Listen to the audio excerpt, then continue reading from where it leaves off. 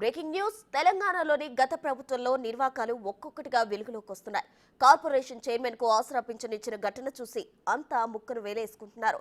సర్కార్ నుంచి నెలల లక్షల్లో జీతం తీసుకుంటూ ప్రభుత్వం తరపున వాహన సౌకర్యం కూడా కలిగిన సదరు నేతలకు ఆసరా ఇవ్వడం ఏంటనే ప్రశ్నలు ఉత్పన్నమవుతున్నాయి. ఇక కేసీఆర్ హయాంలో ఏదైనా సాధ్యమనే వాదనలు ఈ ఘటనకు నిలువెత్తు సాక్ష్యంగా నిలుస్తున్నాయి.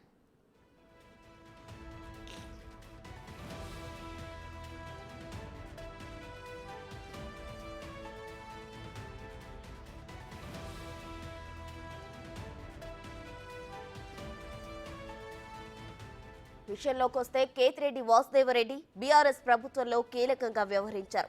గతంలో ఆయన తెలంగాణ రాష్ట్ర దివ్యాంగుల సహకార సంస్థ చైర్మన్ గా పనిచేశారు.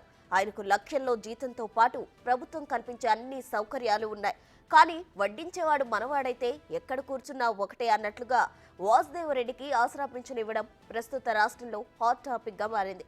హన్మకొండ జిల్లాకు చెందిన సదరు నేతకు ఆసరా తీసుకునేంత అవసరం ఏమీ వచ్చిందనే విమర్శలు వెల్లువెత్తుతున్నాయి.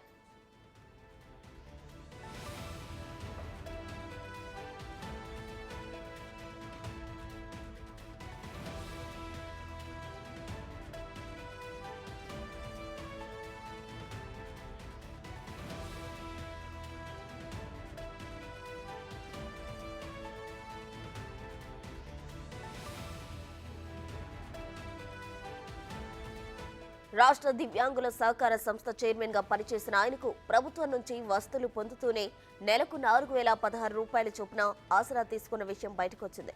అంటే కేసీఆర్ హయాంలో అందివచ్చిన ఏ అవకాశాన్ని వదలని ఇలాంటి నేతలను ఏం చేయాలనే ప్రశ్నలు తలెత్తుతున్నాయి. రోజువారీ కనీస అవసరాలు తీర్చుకునేందుకు అట్టడుగున ఉన్న వారికి ఉద్దేశించిన ఆసరా పింఛన్ను ఏకంగా డిప్యూటీ మినిస్టర్ ర్యాంకులో ఉన్న ఓ కార్పొరేషన్ చైర్మన్ తీసుకోవడం విస్మయం కల్పిస్తోంది.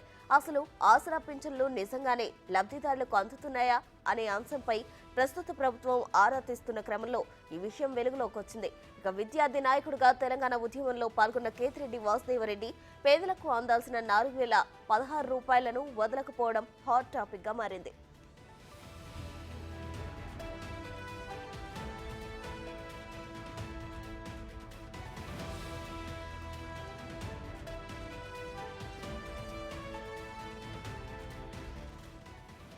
అసెంబ్లీ సమావేశాల్లో బీఆర్ఎస్ ఎమ్మెల్యే హరీష్ రావు ఆసరా పింఛన్లు 3 నెలలకు ఒకసారి వస్తున్నాయని ప్రశ్నించడంతో మంత్రి సీతక్క సమాధానమిచ్చారు. గత ప్రభుత్వం ఒక పింఛను 2020 నుంచి పెండింగ్ లో పెట్టిందని, దానిని కంటిన్యూ చేస్తున్నామని 3 నెలలు అనడం సరికాదని సీతక్క అన్నారు. ఈ నేపథ్యంలోనే ఆసరాలో జరిగిన గోల్మాల్ను బయటపెట్టారు. 2 రోజుల్లో ఈ విషయాన్ని అసెంబ్లీ వేదికగా బయటపెడతామని సర్కార్ వెల్లడించింది.